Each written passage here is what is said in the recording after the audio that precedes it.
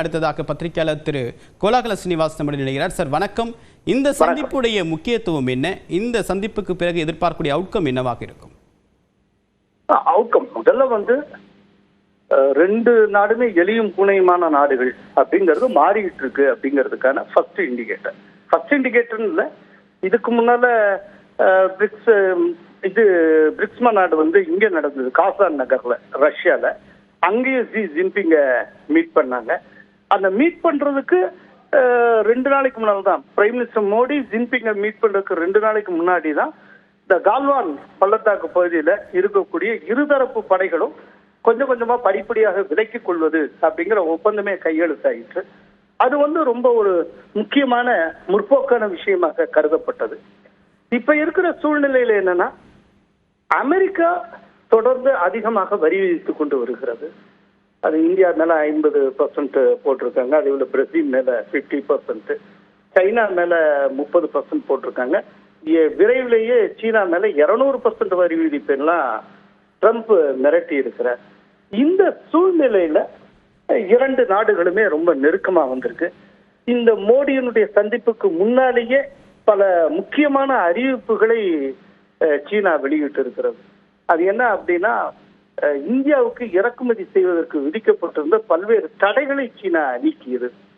குறிப்பா இந்த சுரங்கம் தோண்டுவதற்கான எந்திரங்கள், அதை அங்கேருந்து கொண்டு வர்றதுக்கான தடை இருந்தது, அதை நீக்கிட்டாங்க. அதே போல பல்வேறு தனிமங்கள், அதை இறக்குமதி செய்யறது தடை இருந்து இப்ப அது நீக்கப்பட்டிருக்கு. ஆக்சுவலா இந்த தனிமங்கள் மீதான தடை நீக்கப்பட்டதுனால இந்தியாவுக்குள்ள கார் உற்பத்தி ரொம்ப வேகமா ஆக்சிலரேட் ஆகும், பெருகும் அப்படின்னு எதிர்பார்க்கப்படுகிறது. ஆக்சுவலா இந்த தடை நீக்கப்பட்ட அப்பவே இந்த கார் உற்பத்தி நிறுவனங்கள் தொடர்பான பங்கு சந்தையில அவங்களுடைய அந்த பங்கு ரேட்டு ஜிம்மனு ஏறிச்சு, ரொம்ப நல்லா கூடியது. அதெல்லாம் ஒரு அருமையான சிம்டம். அதே போல பாத்தீங்கன்னா, ஹிமாச்சல் பிரதேஷ்ல இருக்கக்கூடிய ஷிப்கிலான்னு ஒரு கணவாய், அந்த கணவாய் வழியாக கைலாஷ் மானசரோவருக்கு போகக்கூடிய ஒரு பாதை இருக்கு. அதை ரொம்ப நாளாவே மூடி வச்சுட்டாங்க. இப்ப அதை ஓபன் பண்றதுக்கான பேச்சுவார்த்தைக்கு அவங்க இறங்கி வந்திருக்காங்க. அதே போல இந்த ஷிப்கிலா கணவாய் வழியாக இந்தியாவில இருந்து வர்த்தகம் தொடர்பா போயிட்டு வரலாம், அது சம்பந்தமா அப்படி ஏற்கனவே ஒரு டைப்ல நடந்தது. இதெல்லாம் ஒரு பழைய சில்க் ரூட், பட்டுப்பாதைன்னு சொல்லுவாங்க. அது இடையில ஷட் டவுன் ஆயிருந்து, இப்போ அதை லிஃப்ட் பண்ணியிருக்காங்க.